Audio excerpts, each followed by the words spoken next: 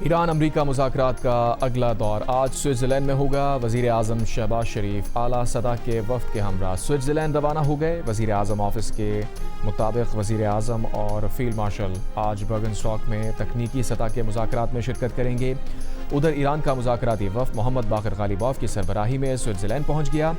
Zurich airport پہنچنے والے وفد میں ایرانی وزیر خارجہ عباس راغچی، سیکیورٹی، مرکزی بینک اور تیل کے عہدیدار بھی شامل۔ وفد کو مناب 168 کا نام دیا گیا ہے۔ امریکہ کے نائب صدر جے ڈی وینس بھی ایران سے مذاکرات کے لیے سوئٹزرلینڈ روانہ ہو گئے۔ کہا سوئٹزرلینڈ میں 1 یا 2 دن قیام کا امکان ہے۔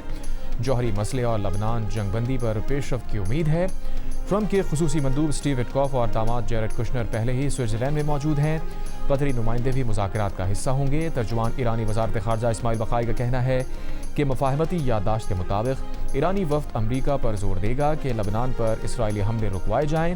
ایران اپنی ذمہ داریوں اور وعدوں پر عمل کر چکا ہے۔ مخالف فریق نے اپنے وعدوں کی پاسداری سے انکار کیا تو ایران جوابی اقدامات کرے گا۔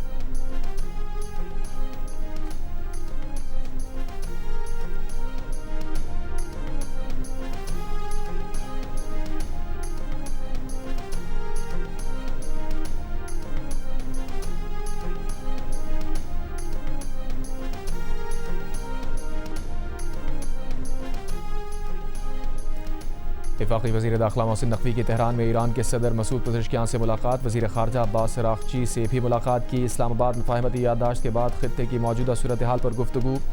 محسن نقوی کی ایران کے وزیر داخلہ اسکندر مومنی سے بھی ملاقات۔ دونوں رہنماؤں نے امریکہ ایران مفاہمتی یادداشت کو خطے میں پائیدار امن کی جانب مثبت قدم قرار دیا۔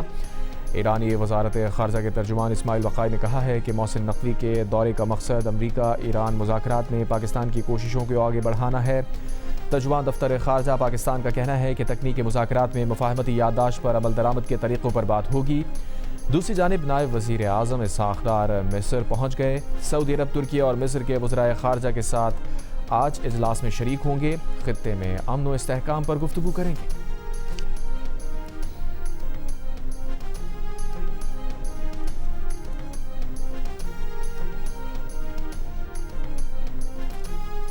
امریکی صدر ڈونلڈ ٹرمپ نے کہا ہے کہ آبنائے ہرموز میں 60 روزہ مدت ختم ہونے کے بعد بھی کوئی ٹولز نہیں ہوں گے۔ ٹولز صرف امریکہ کے حق میں اور امریکہ کی جانب سے عائد کیے جا سکتے ہیں۔ ٹرمپ نے امریکہ کو مشرق وسطیٰ کے ممالک کے لیے نگہبان فرشتہ قرار دیا۔ کہا معاہدہ نہ ہونے پر امریکہ مشرق وسطیٰ کی سیکیورٹی اخراجات کے بدلے ٹول عائد کر سکتا ہے۔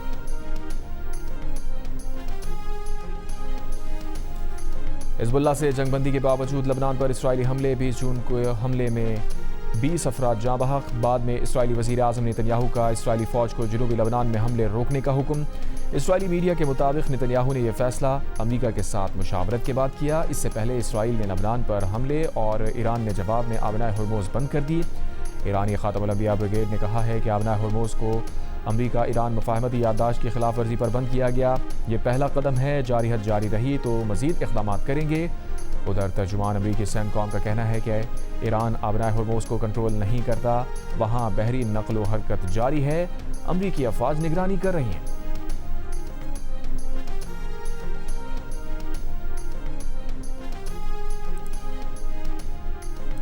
اسرائیل کی طرف سے سیز فائر کی خلاف ورزی کی جا رہی ہے اور آج صبح بھی نباتیہ کا جو علاقہ ہے وہاں پر اسرائیل نے نہ صرف آرٹلری سے شیلنگ کی ہے بلکہ انہوں نے اپاچی ہیلی کاپٹروں سے ایئر سٹرائکس بھی کی ہے۔ اس وقت بھی میں جس جگہ پہ کھڑا ہوں اس کے اوپر اسرائیلی ڈرون جو ہے وہ پرواز کر رہے ہیں۔ اسرائیل کا دعویٰ یہ ہے کہ یہاں پر یہ جو علی الطاہر ہلز ہے ان کے اندر جو حزب اللہ ہے اس کا جو بدر یونٹ ہے اس نے سرنگیں کھود کر اپنا اسلحہ ذخیرہ کیا ہوا۔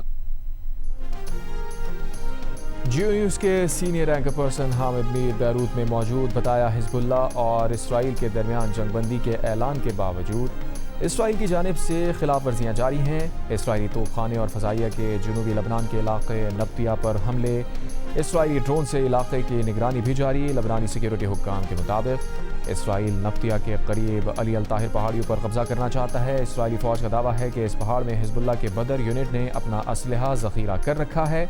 اسرائیل 23 جون سے پہلے علی الطاہر پہاڑ پر قبضہ کرنا چاہتا ہے کیونکہ 23 جون کو اسرائیلی اور لبنانی حکومت کے درمیان امریکہ میں مذاکرات طے ہیں۔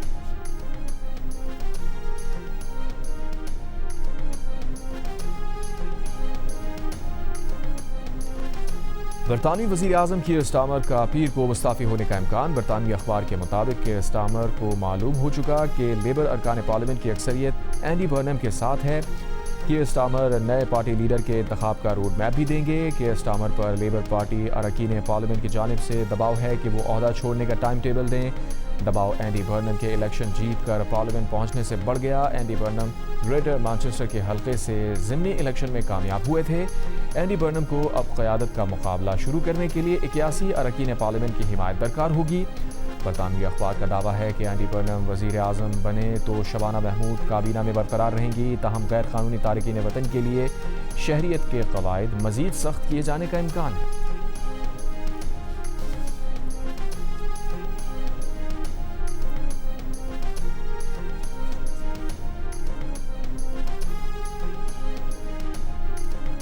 بلاول بھٹو کا پیپلز پارٹی گلگت بلتستان کے صدر امجد حسین ایڈوکیٹ کو وزیر اعلیٰ نامزد کرنے کا اعلان۔ کہا امجد حسین کو حکومت سازی سے متعلق ہدایات دی ہیں۔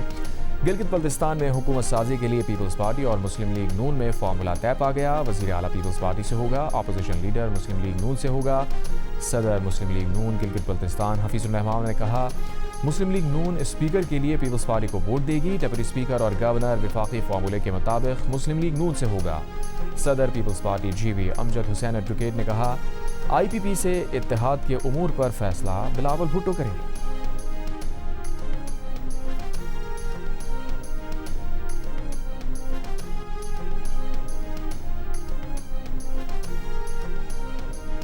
اسکاٹ لینڈ کے شہر ایڈنبرا میں مسلم مخالف مشتبہ حملوں میں 5 افراد زخمی۔ پولیس نے 36 برس کے سفید فام شخص کو گرفتار کر لیا۔ برطانوی وزیر اعظم کے ایڈنبرا حملوں کی مذمت، کہا ملزم کو قانون کے مطابق سزا کا سامنا کرنا ہوگا۔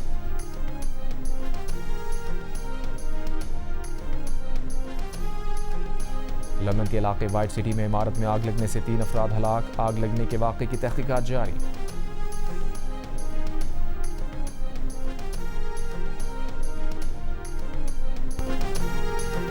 اور فٹ بال ورلڈ کپ میں جرمنی نے آئیوری کوسٹ کو سنسنی خیز مقابلے میں 2-1 سے ہرا دیا۔ جرمنی کی جانب سے فیصلہ کن گول انداو نے کھیل کے انجری ٹائم کے آخری لمحات میں سکور کر کے ٹیم کو 3 قیمتی پوائنٹس دلائے۔